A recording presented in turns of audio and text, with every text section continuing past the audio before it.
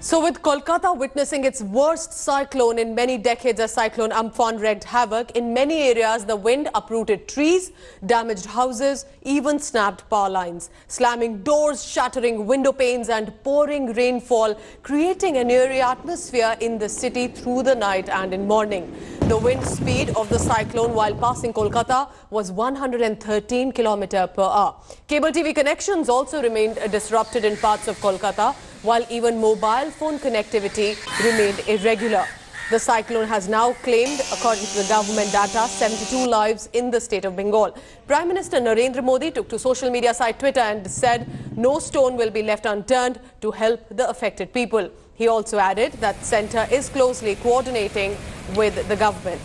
Meanwhile, Chief Minister Mamata Banerjee will also chair an emergency meeting to assess the damage. Over 5 lakh people were evacuated from Bengal. 20 teams of NDRF have been deployed in the state. Right now, in the cyclone-affected areas, one can just say that comparatively there are two different scenarios. Odisha has been less damaged comparatively. There is comparatively more damage in the districts of West Bengal. Although the estimate of the damage would be premature now. The estimate is a formal process. The teams from central government visit there and they make a proper assessment scientifically. As Cyclone Amphan ravaged Kolkata last night, it has left behind a trail of destruction. We have been showing our viewers the kind of destruction that we can assess this morning.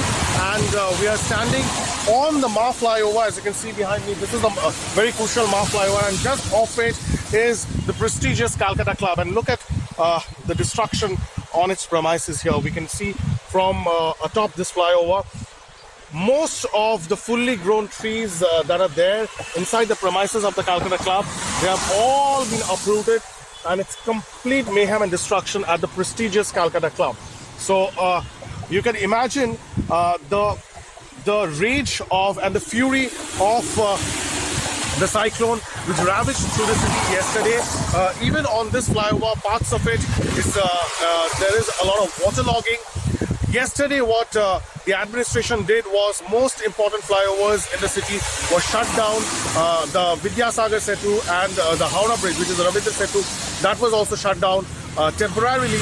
And today, the Kolkata police and the civic administration are trying to make things resume normally, bring some semblance of normalcy. But as we have been stating, it will take some time for the administration to bring everything back to normal, given the kind of situation that we are witnessing on the ground at this point in time. Reporting from Kolkata, this is Indrajit for India Today. My house, which is about 4 stories, it's a biggish, sort of a strong building, about 125, 130 years old. And the other side, if you can see, this whole road, see this span, this whole road is surrounded by biggish houses. So what I'm trying to tell you is, because of these houses, you expect the wind to get blocked.